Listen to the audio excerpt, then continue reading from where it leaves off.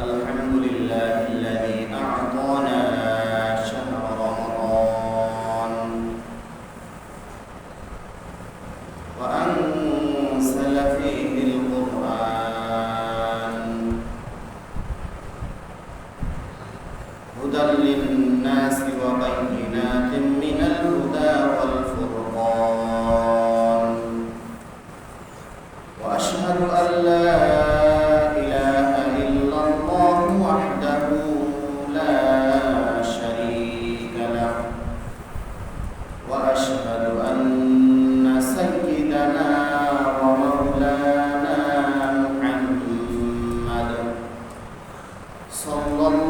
تعالى عليه وعلى آله وأصحابه وبارك وسلم.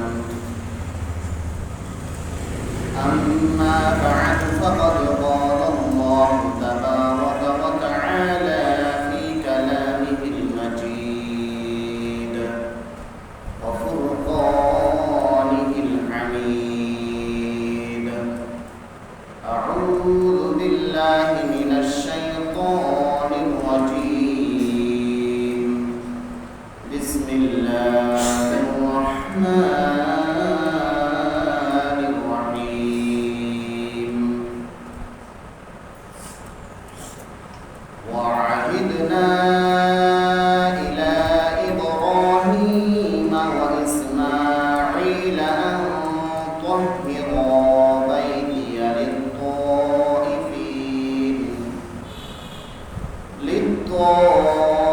للطائفين والعاكفين والركع السجود.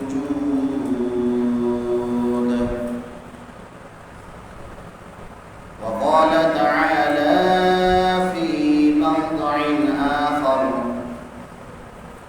إنا أنزلناه في ليلة القدر وما أدراك ما ليلة القدر. ليلة القدر خير من 1000 شهر.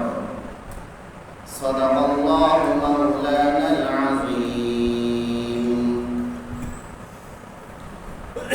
وعن عائشة رضي الله تعالى عنها زوج النبي صلى الله عليه وسلم أن النبي صلى الله عليه وسلم كان يعتكف العشر الأواخر من رمضان حتى توفاه الله، ثم اعتكف أزواجه من بعده، أو كما قال عليه الصلاة والسلام. وصدق رسوله النبي الأمي الكريم، ونحن على ذلك من الشاهدين والشاكرين، والحمد لله رب العالمين. اللهم صل على محمد وعلى آل محمد كما صليت على إبراهيم وعلى آل إبراهيم إنك حميد مجيد. اللهم بارك على محمد وعلى آل محمد كما باركت على إبراهيم وعلى آل إبراهيم إنك حميد مجيد. আলহামদুলিল্লাহ, সকল প্রশংসা সেই মহান রব্বুল আলামিনের আলিশান দরবারে, যে আল্লাহ সুবহানাহু ওয়া তাআলা আমাদেরকে রমজান মাসের দ্বিতীয় দশকের বিদায় লগ্নে আমাদেরকে উপনীত হওয়ার তৌফিক দান করেছেন। দেখতে দেখতে আমাদের মাঝ থেকে আজ 20টা রোজা অতিবাহিত হতে যাচ্ছে। আমরা রমজানের তৃতীয় দশক তথা শেষ দশকে পৌঁছাতে যাচ্ছি। আজ রমজানের তৃতীয় জুমাতে আমাদেরকে জুমার নামাজ আদায়ের উদ্দেশ্যে মসজিদে উপস্থিত হওয়ার তৌফিক দান করেছেন। এজন্য আল্লাহ তাআলার দরবারে কালিমাতুশ শুকর আদায় করি, আলহামদুলিল্লাহ। রমজান আমাদের মাঝ থেকে 3 অংশের 2 অংশ বিদায় নিয়ে চলে যাচ্ছে। সামনে আর 1 অংশ আছে। আল্লাহ তাআলার পক্ষ থেকে রহমত, মাগফিরাত, নাজাতের বার্তা নিয়ে রমজান আমাদের মাঝে আগমন করেছে। রমজানের শেষ দশকে বিশেষভাবে নবীজি সাল্লাল্লাহু আলাইহি ওয়াসাল্লাম ইবাদতের জন্য বেশি প্রস্তুতি গ্রহণ করতেন এবং ইবাদত বেশি বেশি পরিমাণ করতেন। এই জন্য আমাদেরকেও রমজানের দ্বিতীয় দশকে বেশি বেশি আল্লাহ তাআলার ইবাদত করতে হবে। আল্লাহ তাআলার কাছ থেকে মাগফিরাত, ক্ষমা, জাহান্নাম থেকে মুক্তির ব্যবস্থা আল্লাহ তাআলার কাছ থেকে নিতে হবে। তাই আমরা খেলায় খেলায় অবহেলায় যেন এই সময়গুলো অতিবাহিত না করি। সময়গুলো যেন আল্লাহ তাআলার ইবাদতের মাধ্যমে অতিবাহিত করতে পারি। এই জন্য আল্লাহ তাআলার কাছে বেশি বেশি তৌফিক চাওয়া এবং ইবাদতে নিজেকে আত্মনিয়োগ করা। রমজানের শেষ দশকে নবীজি সাল্লাল্লাহু আলাইহি ওয়াসাল্লামের আমল অধিক পরিমাণে বেড়ে যেত। এই সম্পর্কে মুসলিম শরীফের 2677 নম্বর হাদিসে এসেছে। হযরত আয়েশা রাদিয়াল্লাহু তাআলা আনহা থেকে বর্ণিত, তিনি বলেন, কানা রাসূলুল্লাহ সাল্লাল্লাহু আলাইহি ওয়াসাল্লাম ইযা দাখালাল আশর। হযরত আয়েশা রাদিয়াল্লাহু তাআলা আনহা থেকে বর্ণিত, তিনি বলেন, যখন রমজানের শেষ দশক আগমন করত তখন নবীজি সাল্লাল্লাহু আলাইহি ওয়াসাল্লাম তার অভ্যাস ছিল, তার কাজ ছিল আহিয়াল লাইল, রাত্রে তিনি অধিক পরিমাণে জাগ্রত হতেন। ওয়া আইকাযা আহলাহু ওয়া জাদ্দা ওয়া শাদ্দাল মিহসার, এবং তিনি নিজ পরিবারস্থ লোকদেরকে রাত্রি জাগরণ করতেন, জাগ্রত করতেন। ওয়া জাদ্দা ওয়া শাদ্দাল মিহসার, এবং তিনি ইবাদতে আত্মনিয়োগ করার জন্য, ইবাদতে বেশি বেশি পরিমাণ নিজেকে ব্যতিব্যস্ত রাখার জন্য তিনি নিজের কোমরকে অর্থাৎ শক্তভাবে তিনি ইবাদতে আত্মনিয়োগ করতেন। অর্থাৎ নবীজি সাল্লাল্লাহু আলাইহি ওয়াসাল্লাম রমজানের শেষ দশকে নিজে তো জাগতেনই, এরপরে পরিবারের লোকজনদের তাদেরকেও জাগ্রত করতেন ইবাদতের জন্য। এরপরে মুসলিম শরীফের 2478 নম্বর হাদিসে এসেছে। হযরত আয়েশা রাদিয়াল্লাহু তাআলা আনহা থেকে বর্ণিত, তিনি বলেন, কানা রাসূলুল্লাহ সাল্লাল্লাহু আলাইহি ওয়াসাল্লাম ইয়াজতাহিদু ফিল আশরিল আওয়াখির মা লা ইয়াজতাহিদু ফি গায়রি। হযরত আয়েশা রাদিয়াল্লাহু তাআলা আনহা বলেন যে নবীজি সাল্লাল্লাহু আলাইহি ওয়াসাল্লাম তিনি রমজানের শেষ দশকে তিনি কি করতেন, এভাবে রাত্রিতে তাহাজ্জুদ নামাজ আদায় করতেন। মা লা ইয়াজতাহিদু ফি গায়রি, যা অন্য সময় তিনি এরকম ভাবে কি এত পরিমাণ তাহাজ্জুদ আদায় করতেন না, কিয়ামুল লাইল তথা রাত্রে নফল নামাজ আদায় করতেন না, যেরকম ভাবে তিনি শেষ দশকের রাত্রির সময়ে কি করতেন, তাহাজ্জুদ আদায় করতেন।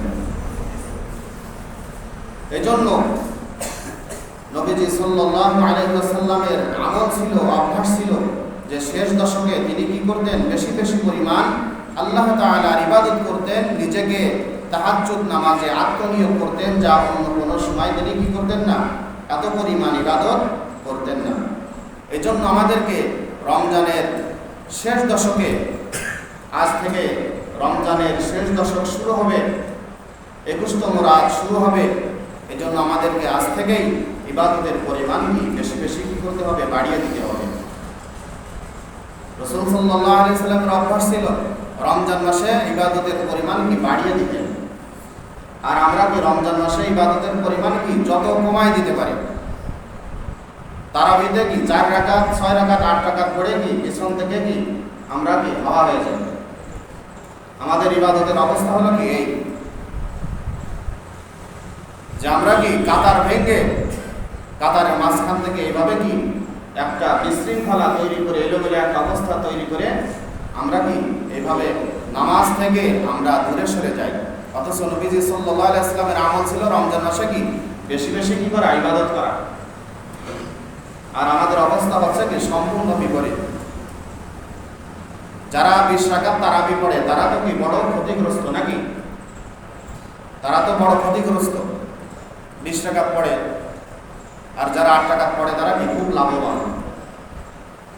হ্যাঁ, যারা 20 রাকাত তারাবি পড়ে হিসাব করে দেখেন তারা 30 দিনে কয় রাকাত নামাজ পড়ে, কয় রাকাত হয়? 20 রাকাত করে 30 দিনে 600 রাকাত হয়। কয় রাকাত? 600 রাকাত। আর যারা 8 রাকাত পড়ে তাদের 30 দিনে কয় রাকাত হবে? কত? তো যারা 8 রাকাত তারাবি পড়তে আসে তারা এক মাসে তাদের হয় 240। তাহলে পরিমাণটা দেখেন কত ব্যবধান। অথচ নবীজি সাল্লাল্লাহু আলাইহি ওয়াসাল্লামের এই 8 রাকাত নফলের ইবাদত ছিল সারা বছর জুড়ে, শুধু রমজানে না। শুধু কি রমজানে না, নবীজির কাছে জিজ্ঞাসা করা হয়েছিল যে রাসূল সাল্লাল্লাহু আলাইহি ওয়াসাল্লামের রমজান মাসে ইবাদতের পরিমাণ বা অবস্থা কেমন ছিল। তখন হযরত আয়েশা রাদিয়াল্লাহু তাআলা আনহা উত্তর দিয়েছিলেন যে রাসূল সাল্লাল্লাহু আলাইহি ওয়াসাল্লাম রমজানে এবং রমজানের বাইরে সারা বছরে তিনি কি করতেন? 11 রাকাত পড়তেন। কয় রাকাত? 11 রাকাত। তাহলে যেই নামাজ রমজান মাসে আদায় করতেন রমজানের বাইরেও কি করতেন? সারা বছর আদায় করতেন। একই নামাজ রমজান মাসে আসলে সেই নামাজ তারাবি হয়ে যায়, আর রমজান গেলে সেটা তারাবি থাকে না, সেটা কি তাহাজ্জুদ হয়ে যায়। এটা কেমন কথা? এটা রাসূল সাল্লাল্লাহু আলাইহি ওয়াসাল্লামের সদা সর্বদা আমল ছিল। রমজান ছাড়াও রাসূল সাল্লাল্লাহু আলাইহি ওয়াসাল্লাম কি করতেন? 11 রাকাত রাত্রে কি করতেন? এরকম নফল নামাজ পড়তেন, কিয়ামুল লাইল পড়তেন। অথচ আমরা সেটা ধরে নিছি যে 8 রাকাত তারাবি রাসূল সাল্লাল্লাহু আলাইহি ওয়াসাল্লাম কি করেছেন। অথচ সাহাবায়ে কেরাম রাদিয়াল্লাহু তাআলা আনহুম তারা কি আমল শিখেছেন কার কাছ থেকে? রাসূল সাল্লাল্লাহু আলাইহি ওয়াসাল্লাম থেকে। ইসলামের দ্বিতীয় খলিফা যিনি অর্ধজাহানের কি ছিলেন? শাসক ছিলেন, হযরত ওমর ফারুক রাদিয়াল্লাহু আনহু। তিনি তার শাসন আমল থেকে এইভাবে কি ধারাবাহিকভাবে তারাবির নামাজ কি জামাতে পড়ার কি এটা কি করেন? হযরত উবাই ইবনে কাব রাদিয়াল্লাহু তাআলা আনহুকে ইমাম বানিয়ে 20 রাকাতের সূচনা কি তখন থেকে জামাতবদ্ধভাবে কি নামাজ পড়ার কি করলেন? সূচনা করলেন। অথচ এই নামাজ আমরা কি আজ 8 রাকাত বানিয়ে নিয়েছি।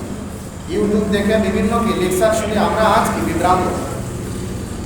আলেমুল আমাদের কাছ থেকে কি আমরা সমাধান কি জানতে চাই না, বরং কি ইউটিউবে সার্চ দিয়ে আমরা কি সেখান থেকে সমাধান জানতে চাই। অথচ আমি কিভাবে যাচাই করবো যে কোনটা সঠিক আর কোনটা বেঠিক, এটা যাচাই করার এলেম তো আমার কাছে নাই, এই কোষ্ঠী পাথরটাও আমার কাছে নাই। আমার যেটা ভালো লাগে সেটাই আমি কি করি? আমল করি। অথচ আল্লাহ তাআলা বলেছেন ফাসআলু আহলা যিকরি ইন কুনতুম লা তা'লামুন। তোমরা আহলে যিকির দ্বারা যারা কোরআন এবং হাদিস বিষয়ে কঠিন বা গভীর জ্ঞানের অধিকারী তোমরা তাদের কাছে জিজ্ঞাসা করো। আর আমরা জিজ্ঞাসা করি ইউটিউবের কাছে জিজ্ঞাসা করি, এটা বড় ক্ষেত্রে না। তো যাই হোক, রমজান মাসে নবীজি সাল্লাল্লাহু আলাইহি ওয়াসাল্লামের ইবাদতের পরিমাণ কি বেড়ে যেত। নবীজি সাল্লাল্লাহু আলাইহি ওয়াসাল্লাম কি করতেন? বেশি পরিমাণ ইবাদত করতেন। এজন্য আমাদেরও উচিত যে আমরা কি রমজান মাসে কি বেশি বেশি ইবাদত করব, বেশি বেশি ইবাদতের মাধ্যমে নিজেকে আল্লাহ তাআলার স্মরণে, আল্লাহ তাআলার দরবারে নিজেকে ইবাদতের মাধ্যমে আত্মনিয়োগ করব। আর রমজানের শেষ দশকে বিশেষ কি আমল আছে, একটা হচ্ছে ইতিকাফ আর একটা হচ্ছে কি লাইলাতুল কদর। তো ইতিকাফ এটা হলো কি? ইতিকাফ এটা হলো মূল ধাতু। ইতিকাফ অর্থ কি করা? অবস্থান করা, অবস্থান করা। আর ইসলামী শরঈ পরিভাষায় ইতিকাফের পারিভাষিক অর্থ হচ্ছে হুয়া লুবসু ফিল মসজিদি লিইবাদাতিন আলা ওয়াজহিন মাখসুসিন, যে মসজিদে একমাত্র আল্লাহ তাআলার সন্তুষ্টির উদ্দেশ্যে নির্দিষ্ট কিছু শর্ত সাপেক্ষে নির্দিষ্ট কয়টা দিনে কি করা, অবস্থান করা, একে বলা হয় কি ইতিকাফ। তো ইতিকাফ এটা পূর্ব থেকে কি চলে আসতেছে। আল্লাহ তাআলা যখন হযরত ইব্রাহিম আলাইহিস সালামকে কাবা ঘর নির্মাণের আদেশ করলেন, হযরত ইব্রাহিম আলাইহিস সালাম নিজের পুত্র ইসমাইল আলাইহিস সালামকে সাথে নিয়ে দুজনে, বাপ বেটা দুজনে কি করলেন, কাবা ঘর নির্মাণ করলেন। নির্মাণ করার পর আল্লাহ রাব্বুল আলামিন তিনি কি করলেন, ইব্রাহিম আলাইহিস সালামকে কয়েকটি আদেশ করলেন। তার মধ্যে একটি আদেশ ছিল وعهدنا إلى إبراهيم وإسماعيل أن طهرا بيتي للطائفين والعاكفين والركع السجود। সূরা বাকারার 125 নম্বর আয়াতে আল্লাহ তাআলা বলেন وعهدنا إلى إبراهيم وإسماعيل, আর আমি ইব্রাহিম এবং ইসমাঈলকে এই আদেশ করলাম আন তাহহিরা বাইতিয়া, যে তারা উভয় যেন আমার ঘর এই কাবা শরীফকে কি রাখে, পবিত্র রাখে, পুত পবিত্র রাখে। লিত-তাইফিন, কাদের জন্য, তওয়াফকারীদের জন্য, অর্থাৎ হজের সময় বা বিভিন্ন সময় যারা কি করবে, কাবা ঘরকে তওয়াফ করবে, প্রদক্ষিণ করবে, এই তওয়াফকারীদের জন্য আমার এই ঘর বাইতুল্লাহকে তোমরা কি রাখবে, পবিত্র রাখবে। ওয়াল আকিফিন, আর দ্বিতীয় নম্বরে কি, আকিফিন অর্থাৎ অবস্থানকারী, ইতিকাফকারীদের জন্য। ওয়ার রুকআইস সুজুদ, আর যারা এই কাবা ঘরে রুকু সিজদা করবে, আল্লাহ তাআলার ইবাদতে দণ্ডায়মান হবে, তোমরা উভয় তাদের জন্য, ওই সমস্ত লোকদের জন্য এই কাবা বাইতুল্লাহকে পবিত্র রাখবে। তাহলে এই ইতিকাফের যে ধারা, এই ধারাটি আল্লাহ রাব্বুল আলামিন পূর্ব থেকে কি চালু রেখেছিলেন। তো ঐতিহাসিক মতে ইব্রাহিম আলাইহিস সালাম তিনি পৃথিবীতে আসছিলেন কি আজ থেকে কি 4000 বছর আগে। 4000 বছর আগে ইব্রাহিম এবং ইসমাঈল আলাইহিস সালাম কি পৃথিবীতে আসছিলেন এবং কি পৃথিবীতে এসে কাবা ঘর নির্মাণ করেছিলেন। তো আল্লাহ রাব্বুল আলামিন কি করলেন, ইব্রাহিম এবং ইসমাঈল উভয়কে আদেশ করলেন কাবা ঘরকে পবিত্র রাখো, তওয়াফকারীদের জন্য, ইতিকাফকারীদের জন্য, রুকু সিজদাকারীদের জন্য। তো ইতিকাফ এটা একটা গুরুত্বপূর্ণ ইবাদত। ইতিকাফ এর প্রকার হলো কি, তিনটি। ইতিকাফের প্রকার হলো তিনটি। একটা হলো কি ওয়াজিব ইতিকাফ, আর একটা হলো সুন্নাতে মুআক্কাদা ইতিকাফ, আরেকটি হলো মুস্তাহাব ইতিকাফ। ওয়াজিব ইতিকাফ কি, কোনো ব্যক্তি কি করলো, ইতিকাফ নিজের উপর কি করলো, অবধারিত করে নিল, অথবা ইতিকাফ করার কি মান্যত করলো কোনো শর্ত সাপেক্ষে, যে আমার যদি অমুক কাজ সমাধা হয় বা রোগ যদি ভালো হয়, যে কোনো সৎ উদ্দেশ্য আমার যদি পূরণ হয়, তাহলে আমি 3 দিন বা 5 দিন, একদিন আমি কি করব, মসজিদে ইতিকাফ করব। তো ওই শর্ত যদি পূরণ হয়, তাহলে ওই ব্যক্তির উপর ইতিকাফ করাটা কি তখন তার উপর ওয়াজিব হয়ে যায়। এটা হলো কি ওয়াজিব ইতিকাফ। তার জন্য কি এই মান্যত বা এই শর্ত তার জন্য কি করতে হবে, তার জন্য পূরণ করা ওয়াজিব। এটা গেল ওয়াজিব ইতিকাফ। আর দ্বিতীয় নাম্বার হচ্ছে সুন্নাতে মুআক্কাদা ইতিকাফ, যেটা রমজানের শেষ দশকে হয়ে থাকে। এটা হলো কি সুন্নাতে মুআক্কাদায়ে কিফায়া, অর্থাৎ নবীজি সাল্লাল্লাহু আলাইহি ওয়াসাল্লাম তার জীবদ্দশায় এই ইতিকাফ, রমজানের শেষ 10 দিনের ইতিকাফ তিনি কখনো কি ছাড়েন নাই, সব সময় কি করেছেন, সারা বছর করেছেন। এই সম্পর্কে বুখারী শরীফের 2026 নম্বর হাদিসে এসেছে। বুখারী শরীফের 2026 নম্বর হাদিসে এসেছে, নবীজি সাল্লাল্লাহু আলাইহি ওয়াসাল্লাম বলেছেন, বর্ণনাকারী হযরত আয়েশা রাদিয়াল্লাহু তাআলা আনহা, তিনি বলেন, কানা ইয়াতাকিফুল আশরাল আওয়াখির মিন রমাদান, নবীজি সাল্লাল্লাহু আলাইহি ওয়াসাল্লাম রমজানের শেষ দশকে ইতিকাফ করতেন হাত্তা তাওয়াফাহুল্লাহ, অর্থাৎ রাসূল সাল্লাল্লাহু আলাইহি ওয়াসাল্লামের মৃত্যুর আগ পর্যন্ত তিনি রমজানের শেষ দশকে কি করতেন? নিয়মিত ইতিকাফ করতেন। ইন্তেকাল পর্যন্ত তিনি কি করছেন? প্রতি বছর রমজানের শেষ দশকে ইতিকাফ করে গিয়েছেন।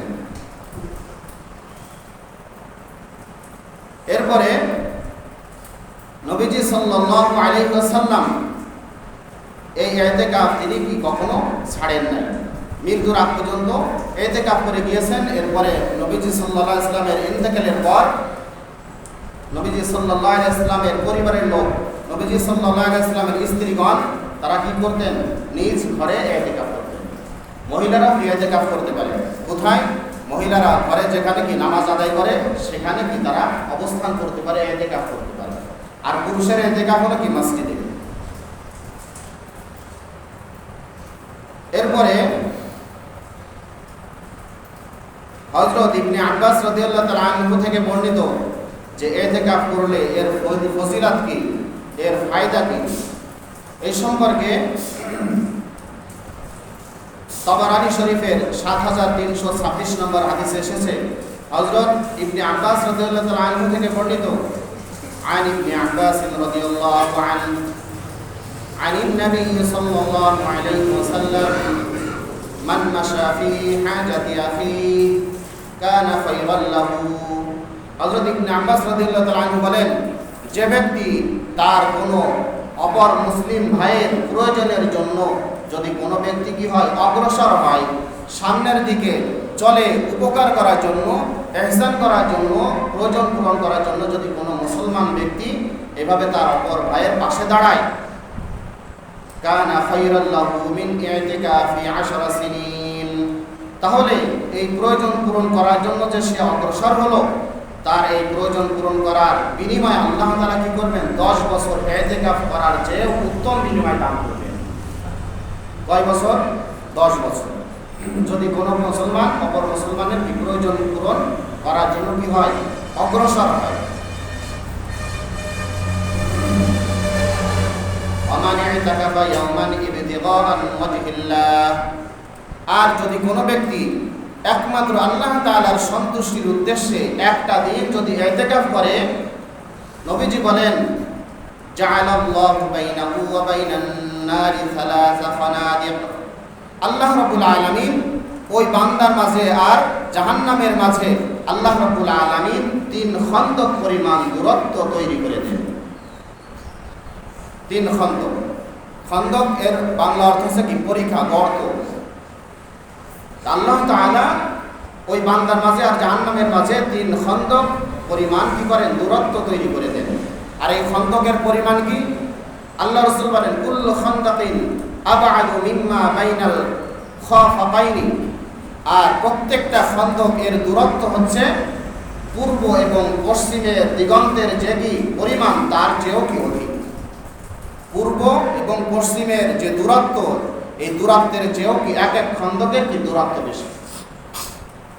আল্লাহ রাব্বুল আলামিন এইভাবে কি করেন?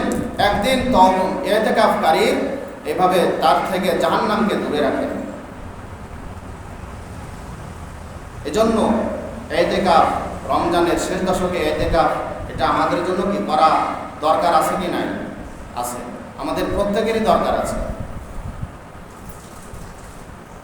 এরপরে ইতিকাফ করলে কি ফজিলত, এই সম্পর্কে ইবনে মাজাহ শরীফের 1781 নম্বর হাদিসে এসেছে। عن ابن عباس رضي الله تعالى عنه أن رسول الله صلى الله عليه وسلم قال في المعتكف, নবীজি সাল্লাল্লাহু আলাইহি ওয়াসাল্লাম ইতিকাফকারী ব্যক্তির সম্পর্কে তিনি বলেন, হুয়া ইয়াকিফু যুনুবা ওয়া ইয়াজরি লাহু মিনাল হাসানাত, ইতিকাফকারী ব্যক্তি ইয়াকিফু যুনুব, সে সমস্ত প্রকার গুনাহ থেকে মুক্ত থাকে, বিরত থাকে। যেহেতু মসজিদে ইতিকাফ করার কারণে সে যাবতীয় গুনাহ থেকে কি থাকে? সে মুক্ত থাকে, বিরত থাকে। ওয়া ইয়াজরি লাহু মিনাল হাসানাত, এবং তার জন্য সমস্ত নেক কাজের সওয়াব তার জন্য কি ধারাবাহিকভাবে কি থাকে? জারি থাকে। ইতিকাফকারী ব্যক্তি সে মসজিদে অবস্থান করার কারণে বাইরে থেকে অনেক নেক কাজ, যেমন কি কারোর উপকার করা, জানাজায় উপস্থিত হওয়া ইত্যাদি কি কাজে সে নিজেকে যুক্ত রাখতে পারে না। এজন্য আল্লাহ রাব্বুল আলামিন কি করেন, ইতিকাফে থাকার কারণে বাইরের যে সমস্ত নেক ইবাদতগুলো আছে, নেক আমল আল্লাহ তাআলা কি করেন, ইতিকাফকারীর ব্যক্তির আমলনামায় আল্লাহ তাআলা দিয়ে দেন। কামিলিল হাসানাত, অর্থাৎ বাইরে থেকে একজন সৎকর্মশীল ব্যক্তি যেরকম ভাবে কি সে বিভিন্ন ধরনের কি নেক কাজ করতে পারে, ইতিকাফকারী ব্যক্তিও সে মসজিদে থেকেও কি করতে পারে, সেরকম ভাবে নেক অর্থাৎ নেক আমল সে কি পুণ্য অর্জন করতে পারে। এজন্য রমজানের শেষ দশকে ইতিকাফ এটা হলো কি সুন্নাতে মুআক্কাদা কিফায়া। মহল্লার পক্ষ থেকে ইতিকাফ থাকা কি সুন্নাতে মুআক্কাদা কিফায়া। যদি মহল্লার পক্ষ থেকে একজন হলেও অন্তত যদি ইতিকাফ থাকে, তাহলে সকলের পক্ষ থেকে কি দায়িত্ব কি হয়ে যাবে, মুক্ত হবে। আর যদি কেউ ইতিকাফ না থাকে, তাহলে এই দায়িত্ব পরিত্যাগ করার কারণে কি হবে, সকলে সুন্নাতে মুআক্কাদা পরিত্যাগ করার জন্য গুনাহগার হবে। আর ইতিকাফ করলে এর ফায়দা কি? عن علي بن حسين عن أبيه أن النبي صلى الله عليه وسلم হযরত আলী ইবনে হুসাইন তিনি তার পিতা থেকে বর্ণনা করেন যে নবীজি সাল্লাল্লাহু আলাইহি ওয়াসাল্লাম বলেছেন, মান ইতাকাফা 10 ফি রমাদান, যে ব্যক্তি রমজানের শেষ দশকে ইতিকাফ করবে, কানা লি হাজ্জাতাইনি ওয়া উমরাতাইন, তার জন্য 2টা হজ এবং 2টা উমরার সমতুল্য সওয়াব আল্লাহ তাআলা দান করবেন। কয়টা হজ? 2টা হজ এবং 2টা উমরা সওয়াব দান করবেন। আমাদের অনেকের পক্ষে কি হজ করা, উমরা করারও কি না, আমাদের তৌফিক নাই। তো আমরা যদি রমজানের শেষ দশকে কি ইতিকাফ থাকতে পারি, তাহলে আল্লাহ তাআলা আমাদের আমলনামায় কি করবেন, 2টা হজ এবং 2টা উমরার সমতুল্য সওয়াব করবেন, দান করবেন। এজন্য আমাদেরকে ইতিকাফে আত্মনিয়োগ করা আমাদের কি কর্তব্য এবং আমাদের দায়িত্ব। তো যাই হোক, রমজানের শেষ দশক আজকে থেকেই 21তম রাত আজকে থেকেই শুরু হবে। আর ইতিকাফের সময় হচ্ছে কি 20 রমজান সূর্যাস্তর আগে, সূর্য ডোবার আগে কি মসজিদে এসে যাওয়া এবং শাওয়ালের চাঁদ দেখা পর্যন্ত, ঈদুল ফিতরের চাঁদ দেখা পর্যন্ত মসজিদে কি অবস্থান করতে হবে। আর ইতিকাফকারী ব্যক্তি সে মসজিদে অবস্থান করবে কিসের জন্য? একমাত্র আল্লাহর সন্তুষ্টির জন্য, নিজের ক্ষমা পাওয়ার জন্য।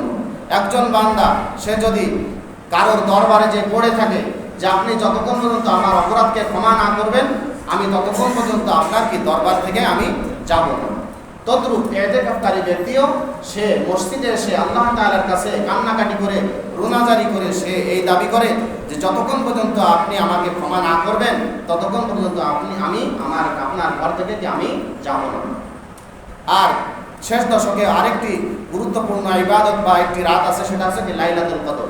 আর প্রকৃতপক্ষে নবীজি সাল্লাল্লাহু আলাইহি ওয়াসাল্লাম ইতিকাফ করেছিলেন কিসের জন্য? লাইলাতুল কদর তলাশ করার জন্য। নবীজি প্রথম দশকে ইতিকাফ করেছিলেন, কিন্তু প্রথম দশকে ইতিকাফ করে তিনি কি লাইলাতুল কদর পাননি। এরপরে দ্বিতীয় দশকে করলেন, এরপরেও কি তিনি পান নাই। এরপরে শেষ দশকে ইতিকাফ করলেন, নবীজি সাল্লাল্লাহু আলাইহি ওয়াসাল্লাম শেষ দশকে কি লাইলাতুল কদর পেয়েছিলেন। কিন্তু কোন তারিখে পেয়েছিলেন? নবীজি বলেন যে সেই রাত্রিটাকে আমাকে কি ভুলিয়ে দেওয়া হয়েছে, সেটা আমার স্মরণটায় আমাকে ভুলাইয়া দেওয়া হয়েছে। কি জন্য? যদি নির্দিষ্ট একটা রাত থাকে, তাহলে মানুষ কি ওই নির্দিষ্ট একটা রাতে জাগ্রত থাকবে, আর বাদ বাকি রাত্রে কি ইবাদতে সে নিজেকে আত্মনিয়োগ করবে না। অথচ নবীজি সাল্লাল্লাহু আলাইহি ওয়াসাল্লাম বলেছেন, বুখারী শরীফের হাদিস, তাহাররাউ লাইলাতাল কদরি ফিল আশরিল আওয়াখির মিন রমাদান, যে তোমরা রমজানের শেষ দশকের বেজোড় রাত্রিতে কি করো? লাইলাতুল কদরকে অন্বেষণ করো। আর এই লাইলাতুল কদর এর ফজিলত কি, এই সম্পর্কে তাফসীরের মধ্যে এসেছে যে একবার নবীজি সাল্লাল্লাহু আলাইহি ওয়াসাল্লাম সাহাবীদের সামনে বনি ইসরাইলের এক আবেদ ইবাদতকারীর অবস্থা বর্ণনা করছিলেন, যে একজন আবেদ সেরকম ভাবে কি 1000 মাস সেইভাবে আল্লাহর রাস্তায় কি করতো? দিনের বেলায় জিহাদ করতো এবং রাত্রিবেলায় নিজেকে কি রাখতো? নিজেকে ইবাদতে আত্মনিয়োগ রাখতো। তখন সাহাবায়ে কিরাম রাদিয়াল্লাহু তাআলা আনহুম দেখলেন যে 1000 মাস, 1000 মাসে 82 বছর কি 4 মাস হয়।